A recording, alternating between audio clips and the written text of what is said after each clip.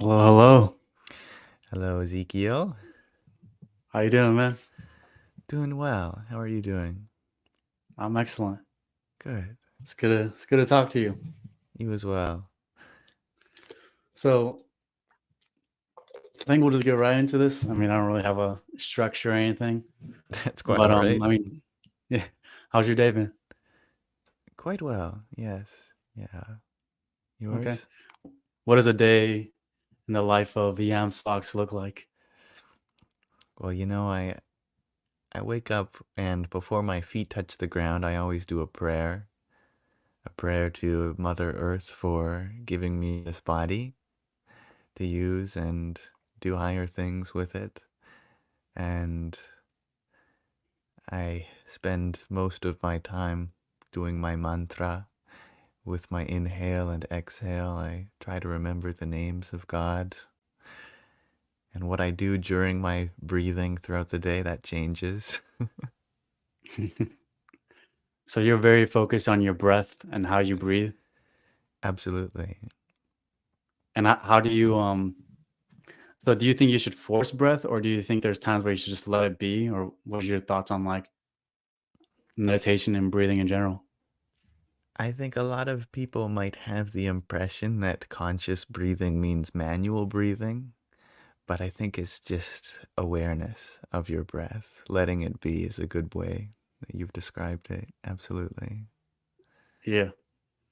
And so I know that there's different breathing methods, right? So like, is there a certain one that you feel like you've mastered, or is there a certain one that you feel like you want to master? Not in particular. It's more of a natural kind of awareness, just having as long breaths as I can, deep and cyclical. How long is the cycle for of your breathing? I think I did time it actually a few days ago. It's something like uh, probably 10 seconds. That's awesome. Yeah. hmm And is that all diaphragm, like all in your diaphragm, or is that like how does it come in? Like, does it fill your chest up first and then your diaphragm, or like? Mm. I found that just filling the stomach up first and then the chest seems to be the most soothing for me. Mhm. Tummy breaths. So do you feel like when you breathe, is it easier to release things, or is it easier to like release certain emotions, or like how do you what's the correlation between your breath and like your emotional state, your mental state, and all that kind of stuff? Well, the breath is so intimately connected with the nervous system. When you picture someone who is anxious, one of the visuals that might come up is the idea that their breath is hyperventilating, but it goes both ways too. A great way to calm someone who's panicked is to slow their rhythm, and that helps me absolutely too. And so I mean, yeah, everyone talks about like slowing down your breathing when you're getting anxious or getting panic attacks. I mean, is that something that you've experienced, and like do you have like any advice for people that has also go through that as well? Oh, yeah, I used to have a lot of anxiety, and the simplest thing that helped me was breathing. When I used to have such panic attacks, I found that the first thing to take control over is your breathing and then go from there. Mhm. Is there like a correlation between willpower and also breath as well? Like, have you found a correlation between that two? I think you'll often find that before someone makes a real big decision, the first thing they do is take a deep breath. And so you find yourself, do you take deep breaths before big decisions like that? Are you just constantly Absolutely. just doing it? Yeah, no, I both. But yeah, you're already taking 10-second breaths, so it's funny.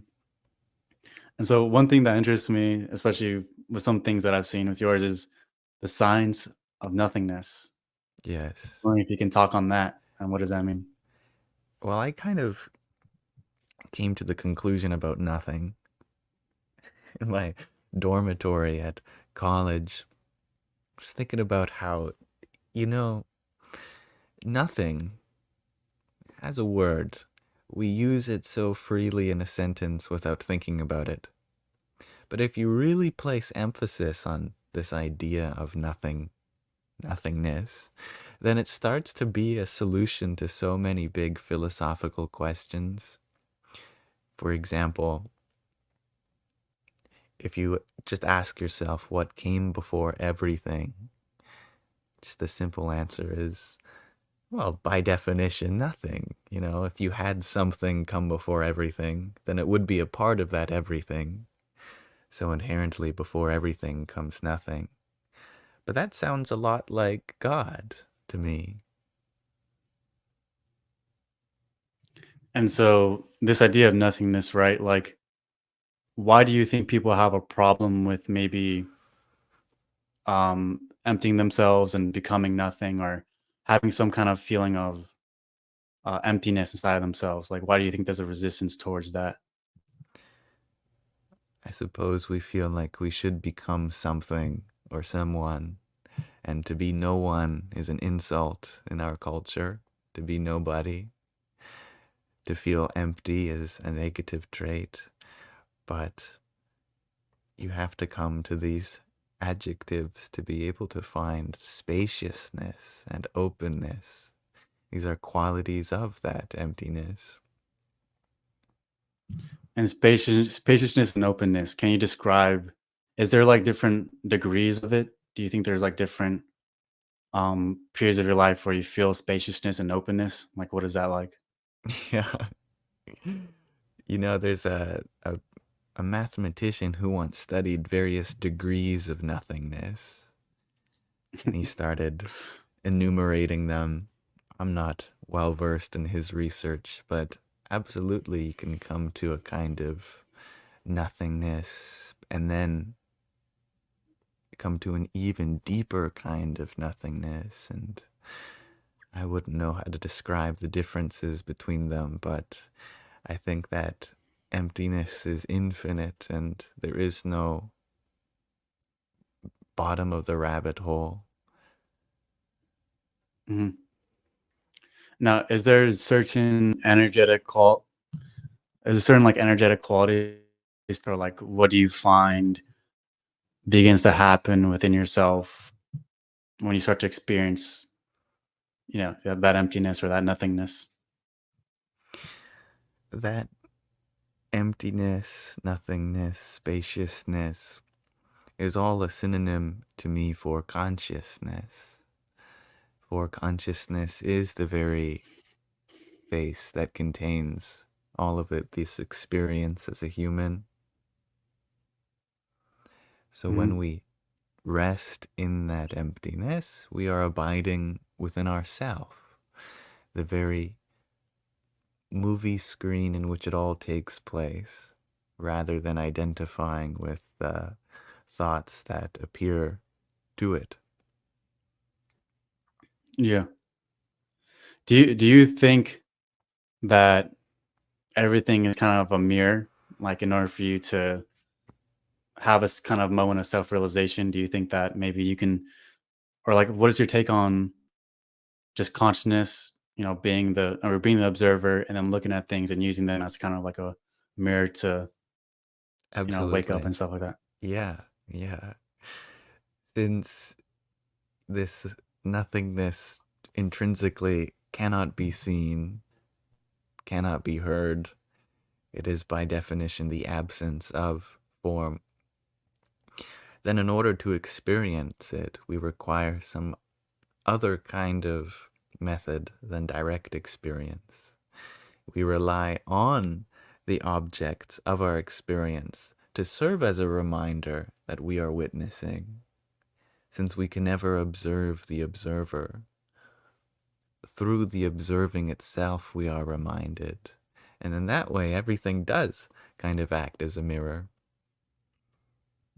And can you talk a little bit about that relationship between like being the object versus the subject, or being the subject being viewed? When we watch a car drive by, we often don't feel like that's us, which is being driven by.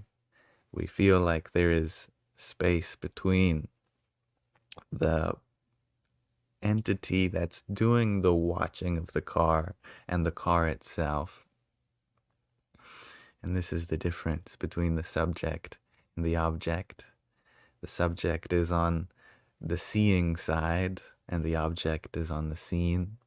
And when we recognize the distinction, we feel like we don't have to identify so much with our body and our mind, for they too are just like passing cars.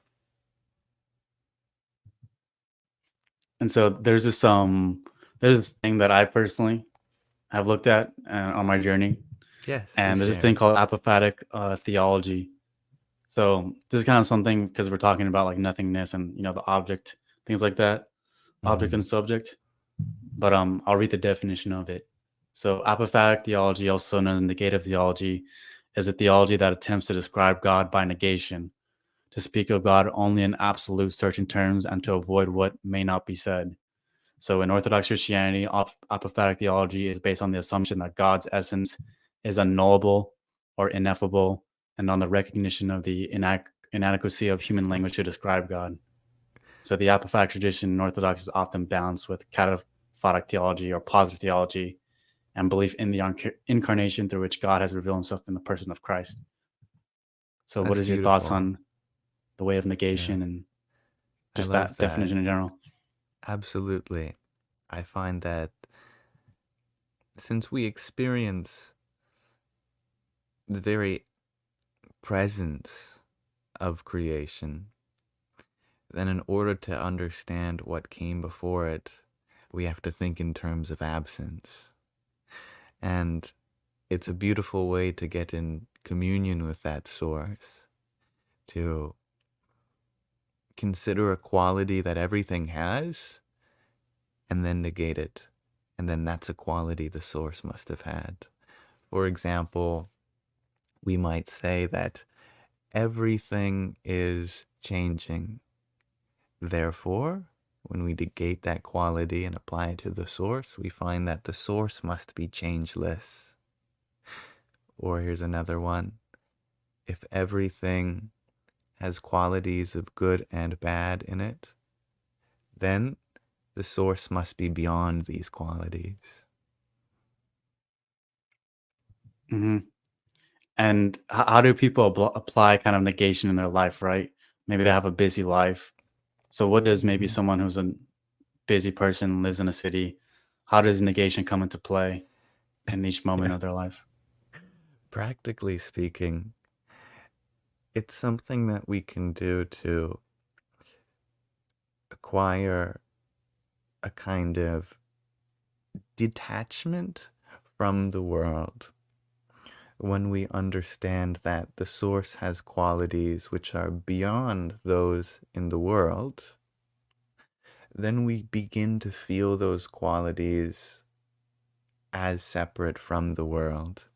Whereas so many of us are so engaged with going to work, raising a family, it can often tie us to certain identities in the world.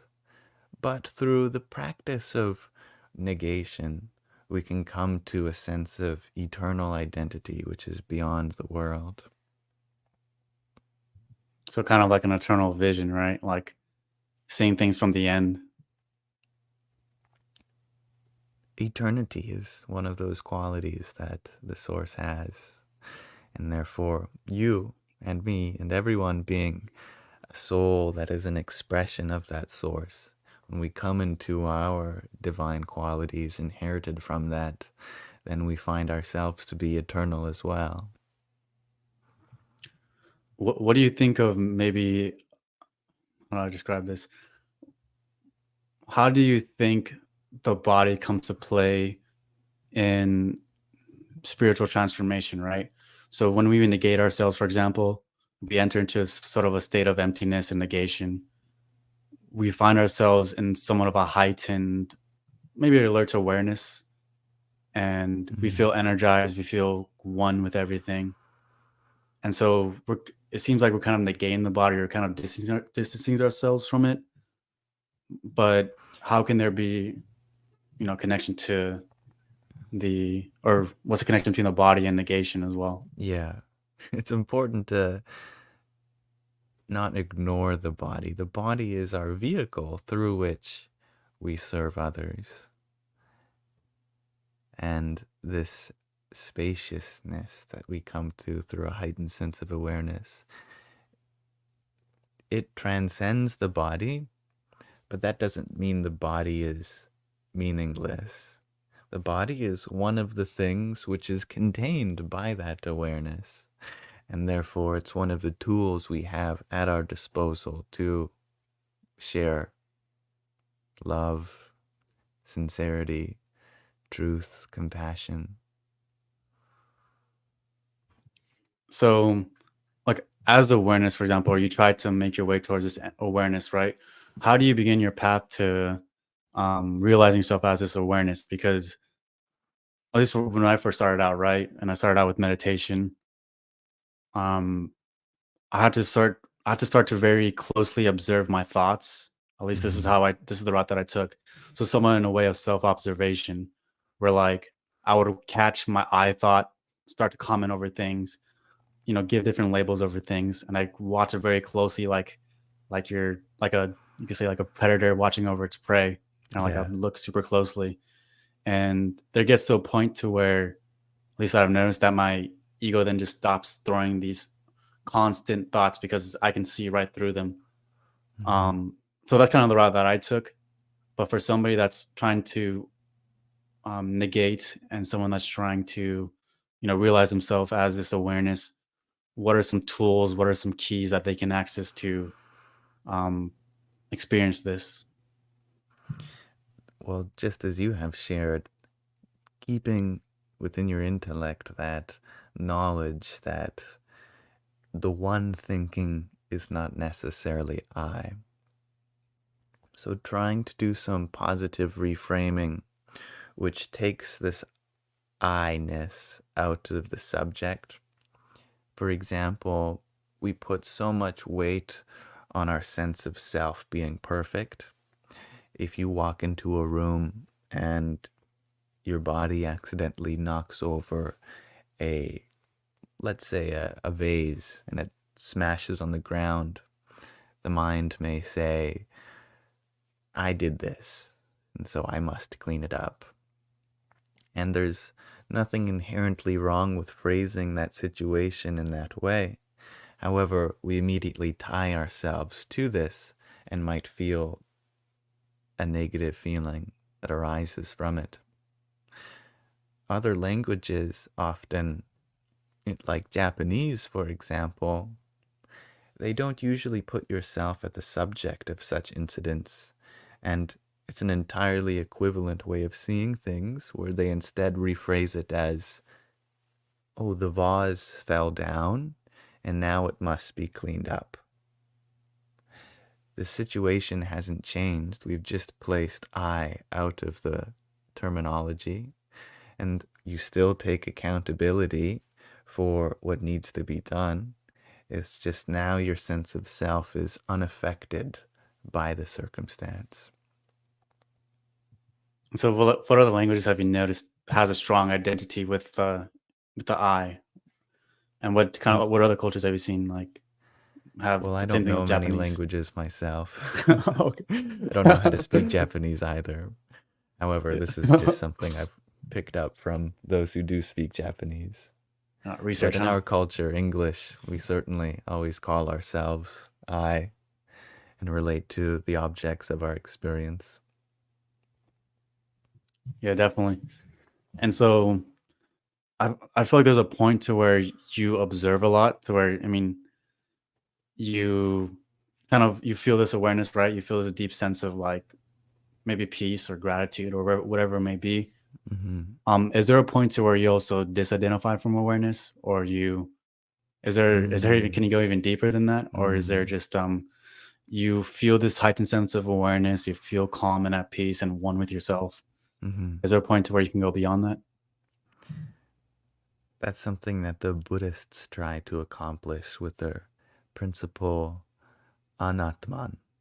that you can get to a kind of awareness that's so non-dual that there is no self. There is a witnessing, but no witness. An observing, but no observer.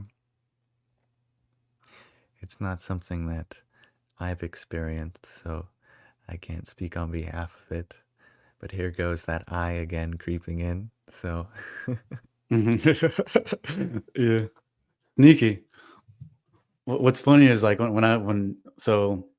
I mean, where I've learned kind of like non-dual or like kind of like meditative teachings was from like a Christian mystic, and mm, yeah, they brought these concepts, and one of the ways in which they described, for example, like um, they call it ego ungluing, where you watch yourself enough, you watch that I thought enough to where it starts to become unglued from your headspace, and what can start mm, to happen is that you kind of experience. It almost feels like a swarm of flies fly around your head, or it feels like some kind of mask is starting to come off, or something like that.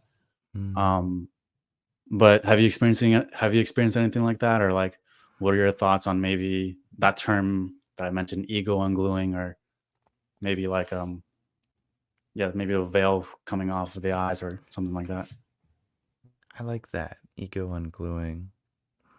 Um, Actually, in my own path, I found that when I did struggle with deep existential kind of dread and my panic attacks would becoming more severe, I would try to remember that I am not suffering. The suffering is occurring to me. And despite this kind of higher awareness that the mind and the consciousness are distinct, what I actually found to be most helpful was to bring in a sense of duality in a healthy way, where I would call out to whatever is listening. Instead of identifying with the listener, I would externalize that observer as the one who I'm speaking to. And so I'd call out and say that, I'm lost in the suffering. Please pull me from the mire of all this. Maya is that Sanskrit term. And I found that it actually alleviated a lot of the suffering. And so, although I can speak very highly about the non-dual path, I have found that duality is still a extremely valuable part of this experience, and it's not something I have seen as something needed to let go of. In fact, it can be a beautiful expression of that spaciousness itself. And then, like, just to be specific, also people that are watching, like, what does a non-dual versus dualistic mean? And then also, like, Absolutely. what do you what cultures or what maybe countries do you think this would probably work best in, like non-dual versus having more of a dualistic mindset? Well, non-dual simply means that there's no distinction between the subject and the object, that you consider truth as one. And so whatever duality that exists, binary, such as creation and creator, you'd consider as non-different. And within your own experience, you'd see the self and the universe as non-different. Whereas duality creates a distinction between yourself and the universe, between the creator and creation. And to me, it's not that one belief system is correct and another is incorrect. It's just that they have different utilities depending on the moment. Culturally, the Western world is very much used to duality, that we experience ourselves individually as separate from the world. And in more Eastern traditions, such as Zen Buddhism or Buddhism in general, and different sects of Jainism and Hinduism. There is a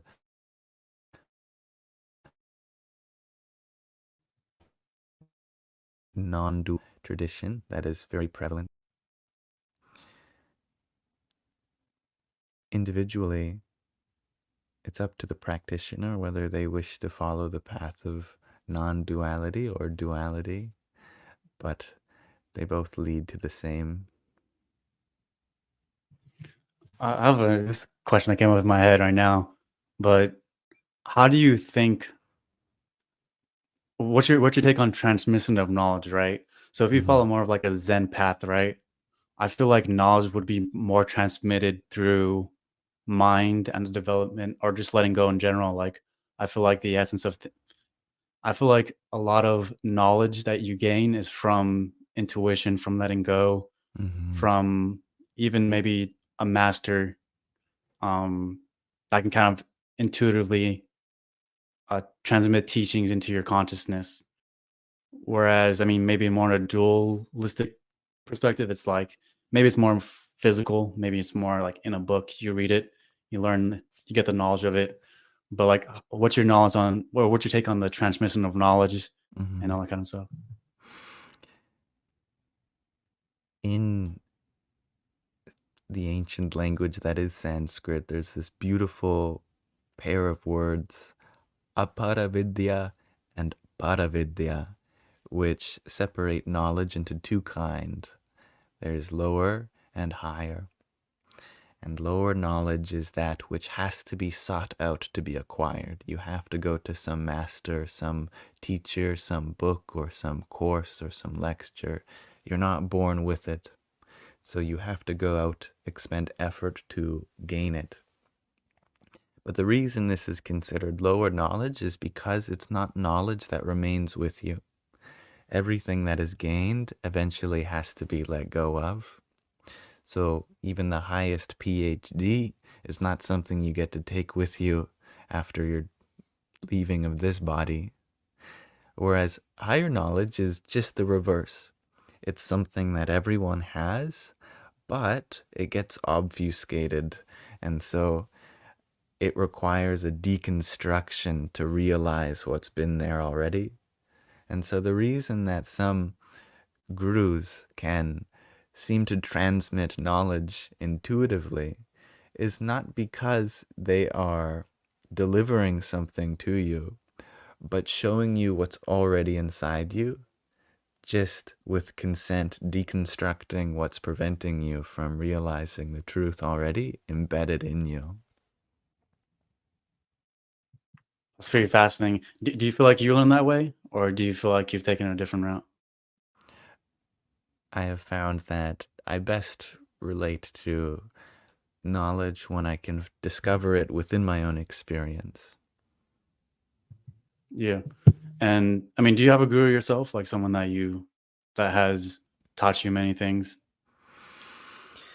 Well, I do look up to this guru, which is known as Jagat Guru Sri Kripaluji Maharaj. However, he did leave his body about a decade or more ago, and he has a foremost disciple known as Swami Mukundananda. And I have been in very brief contact with him, and he kind of explained that with no direct terms that the lineage continues, and so if I wanted, I could look up to him as a guru since his guru has left his body, died. So perhaps Swami Mukundananda could fill that role for me. So what comes to my mind right now is like, I remember having a dream, and this kind of ties into transmission of knowledge. So in this dream, like it occurred because I was doing a certain practice at the time, which I haven't really done recently, but it was like a standing qigong practice where it's called the grand circle, where you just stand and you allow yourself to breathe into your diaphragm. You'll allow the entire body to relax, and you just stay present, with yourself, and you just wait to, for the dantian to get filled and for that kind of rush of energy to come up. But I had a dream in which there was like a ladder, if I can recall the exact setting, but I remember climbing up a ladder, and then there's just this guru who had like a bunch of like oil or honey, and as I was climbing up this ladder, then he just poured it over me, and was like kind of got the feeling that I was getting kind of the teaching passed on to me or something, or That's like if I beautiful. kept going, like. But like, have you had any dreams like that, or any like gurus try to teach you or show you things about yourself like that? I did have one Swami come to me in a dream, and he gave me a business card, and it said Swami something or another. And later that week, when I was out and about, I found one of those sidewalk libraries where you can leave a book, take a book, and I pulled out a book and I opened up randomly through it, and out fell out a ripped page about the shape of a business card with the same name on it. And Oh wow. I must confess, I've lost the card and I don't remember what this Swami's name was, but that was one of those moments where I dreamt of such an encounter happening. Yeah. Yeah.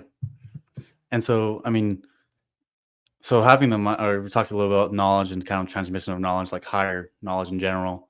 I feel like that has to do with more of realizing yourself as awareness, having this higher intellect. Um, have you found certain practices that, or have you looked into certain practices that also develop your heart, or also like, is there something behind that as well? Is there a distinction between having heightened awareness and then versus being kind of present and conscious in your heart? Or yeah, Absolutely. Yeah. I found that you can develop this heightened sense of awareness, but the question then arises, what are you going to do with it? It's, of course, very affirming to have this spiritual knowledge, but what use is it then to just keep it to yourself? So then that is where the practice of bhakti or seva, devotion and service, come in to then go and share that. And so we open up our mind first as the gateway to our heart, and then expand our heart so we can share it with others. and what are ways of devotion that you find like just what are just ways of devotion that you commit yourself to? First and foremost, recognize that that divinity of your awareness is non-different from the divinity of the awareness within everyone that comes across you. So, although you may not get to experience yourself directly, you can experience others. And as others appearing to you, they are that mirror, like we talked about before, but also a manifestation of that source, which is your opportunity to serve. Yeah, and I want to go to a concept, or at least that I found also happened as I was kind of developing, or this I was developing awareness or whatever. I'm just using this to kind of try to communicate it. Mm, But this I was trying to develop my awareness and such and such. There's this concept called the void, in which mm, someone can find themselves as they begin to deconstruct and let go. They find themselves surrendering into this unknown space that can seem endless, that can seem endlessly dark, empty, all that kind of stuff. And it can mm, also, I mean, for some people, at least that I've seen, it produces like terror inside of them. Like completely letting go can kind of be something scary. Um, but can you go into that concept, the void? What does that mm. mean? And how have you seen it Shunya, manifest in people? the zero, not zero. This void is a glimpse at the source. From nothing, everything arises. From stillness, movement is inspired. From darkness, light transpires. To return to that void is to return to the Akash, the seed-like state of existence. Of course, it can be very bewildering to come to such a nothingness when we feel so attached to somethingness. But it is known that that void is none other than the essence of your very self. And so, how do you get to a point? Because I've seen different people take different paths towards this, right? Mm-hmm. Some people do it through contemplation. Like, for example, you can kind of contemplate. So if you sit right now, for example, and you want to take in your experience, right, and you want to look at what's going on, you can kind of start to observe how the space between objects versus objects themselves, how there's a different range of colors, but they all happen within awareness. So you can Mm-hmm. kind of like visually kind of take in things and then start to deconstruct it and Mm-hmm. feel the separateness and the this yeah the room and how there's objects in it versus spaciousness, and you can kind of contemplate that way. There's obviously in meditation where you can close your eyes and then just go into this, and you're not necessarily looking at things visually, but you feel a deep sense of like, this is kind of where I belong, or this is where I'm going. Some people, when they, I mean, when they go through traumatic stuff, can put them in this sort of state of entering the Mm-hmm. void, or maybe death can bring about Yeah. getting close to the void. So, what is your? I mean, how have you seen the different ways of, or different paths in which people take to go towards this? And can you kind of describe those ways? It all has to do with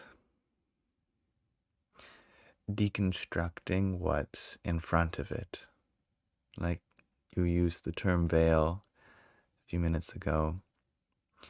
There is something which is in front of it, and that's all this. And when we do close our eyes in meditation, it might feel like we're just adding another veil in between the light and the witnessing. However, it's not that we're adding anything new by closing our eyes, such that there's something behind. We're really getting rid of the light, and so we're getting a sneak peek at what's behind it. So too, in a more deeper sense, when we fall asleep at night, although we can close our eyes, we can't close our ears, but still we're able to turn away from the experiences of sound while sleeping. And so cars may drive by, people in the house may speak, but you're none the wiser. So there is a deeper kind of pivoting of the senses to turn inward, not so different than when we sleep, we can somehow shun the experiences of the senses through the perception of knowledge and come into a kind of dreamless, sleepless, wakingless fourth state, sometimes known as the state of Turiya, that is total absorption in nothingness. And that's something that happens after, for most people, a long time of meditating. Many people never experience that. I can't say I myself have. You what are your thoughts on the dark night of the soul? Like, what is that, or and what does that mean? Mm. There is a passage in the Bhagavad Gita, that ancient scripture, that says, to the wise, uh, darkness is the day, and daylight is the darkness. Night for the sage is daytime for the ignorant. and nighttime for the ignorant is daytime for the wise.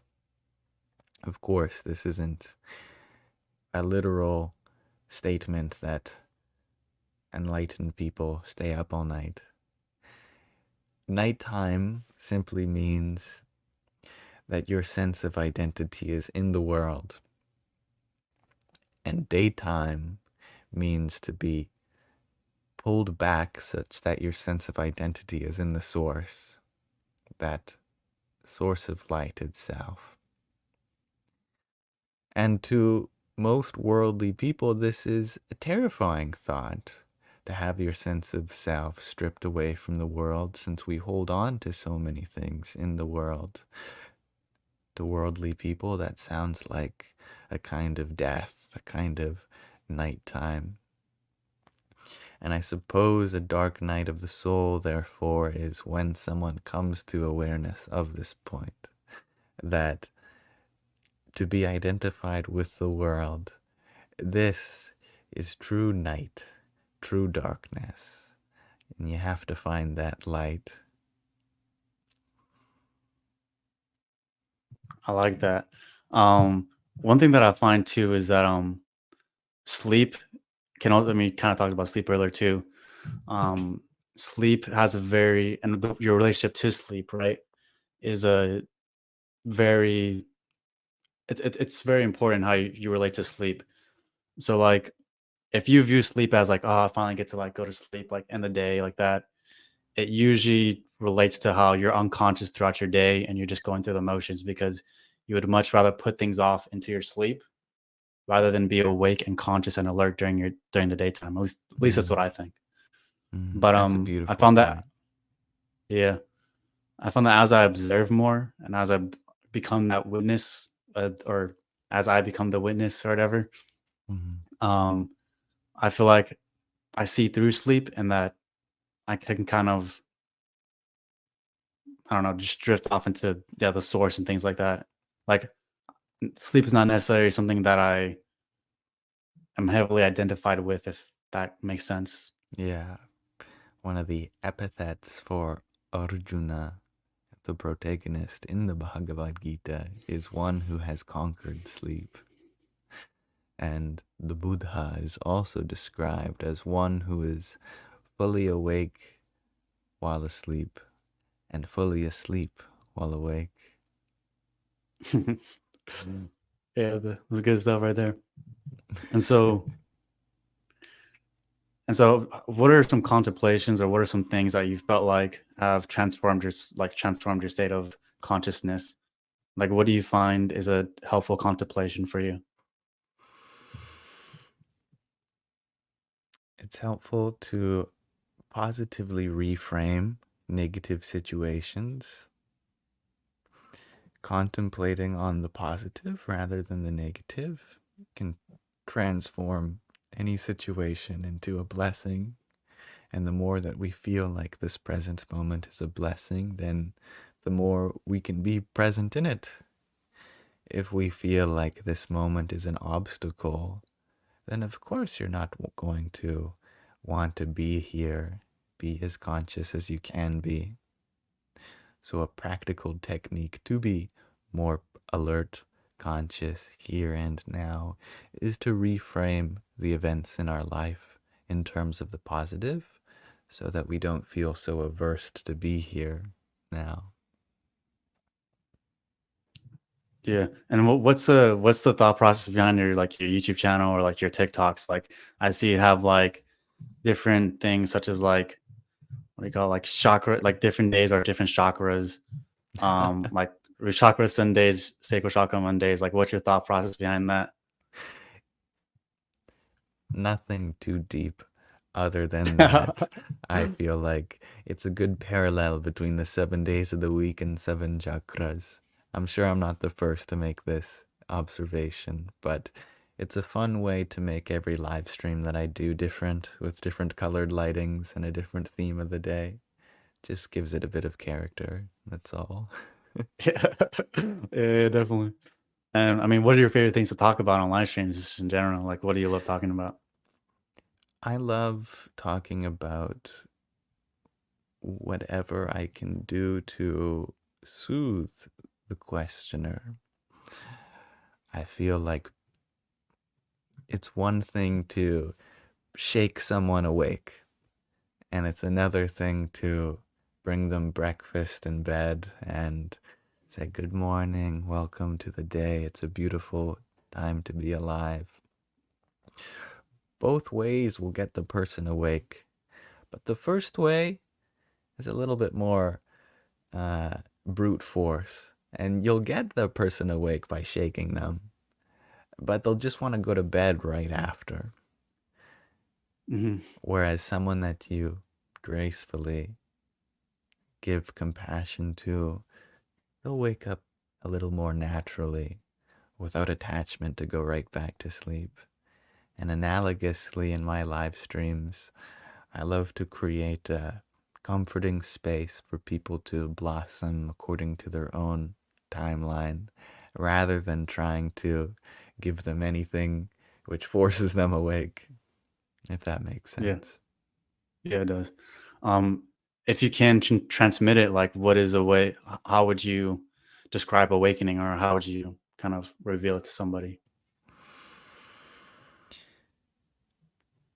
I suppose it's not so different than how a flower simply blossoms naturally with the presence of the sun.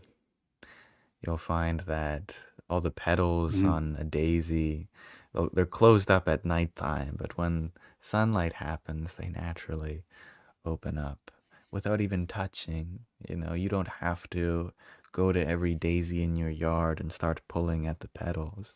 Just shining a light is all it takes, and it does it itself. The opening.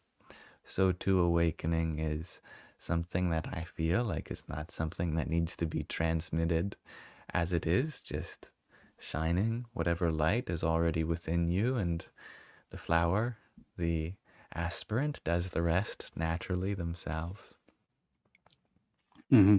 What's your thoughts on, like, what do you call it, mandalas, or like, I don't know, the lotus flower and things like that? What's your thoughts on that? Yeah, I have one on my wall just besides this tapestry of space, and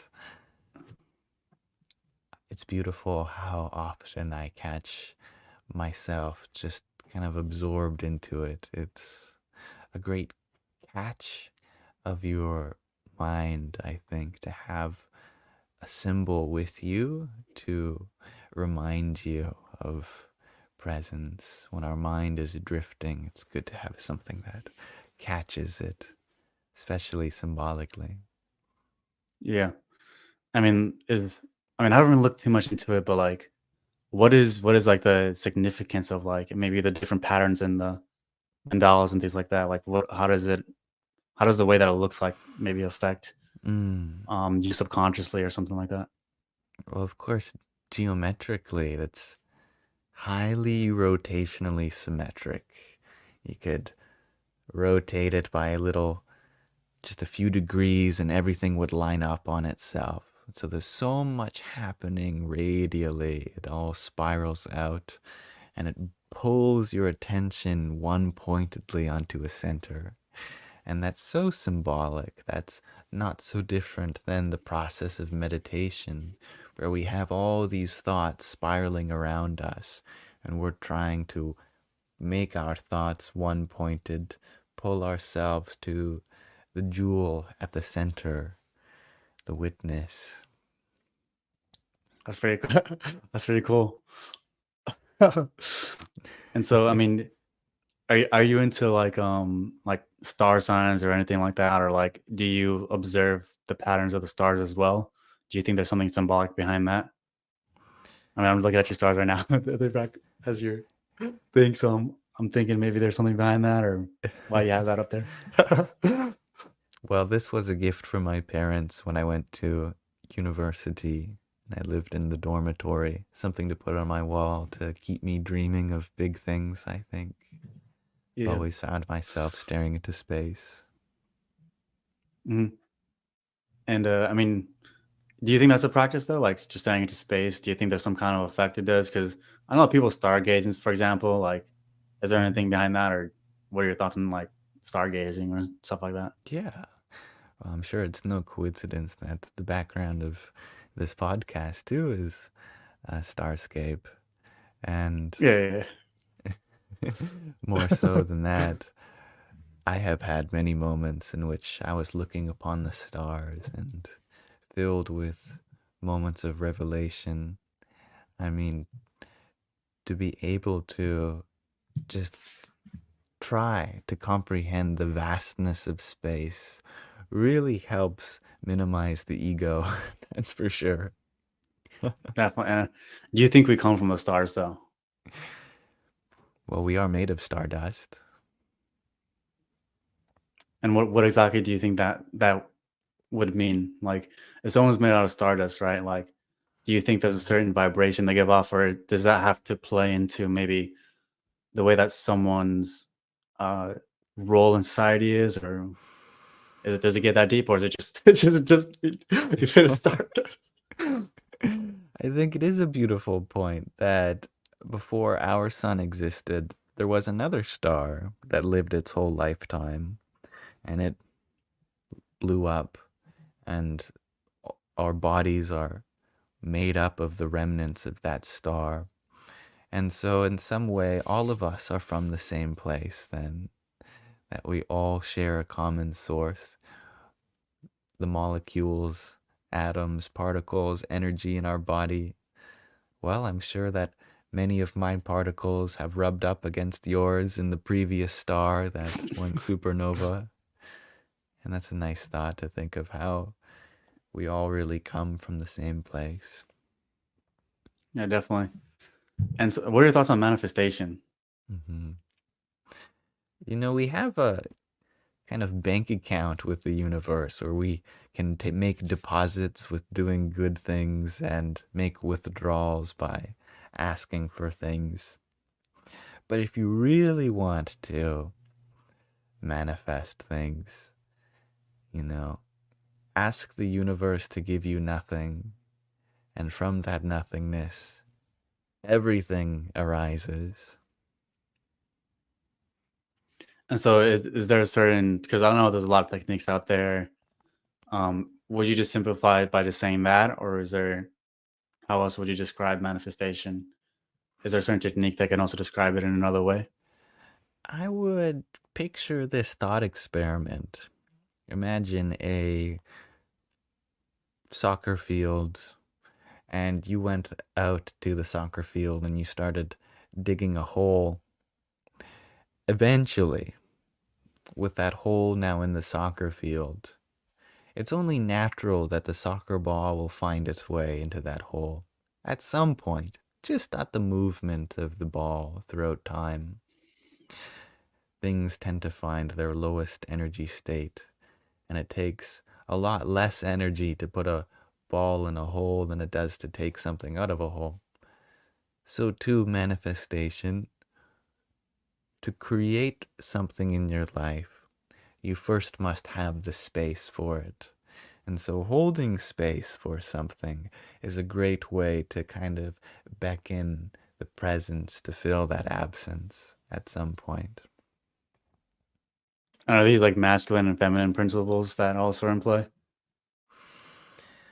Well, in my experience, the masculine and feminine refer to inward and outward, that things that take you inward are considered the masculine, divine masculine, and things that express outwardly, that's the divine feminine. So yeah, so in breath, that's masculine, and then out breath would be feminine. That's correct. That's cool. And then is that how you balance those energies, by having a certain way of breathing? Or like, is there a way to balance your energies like that? Precisely. There is another quote from the Bhagavad Gita that talks about renouncing the in-breath into the out-breath and the out-breath into the in-breath.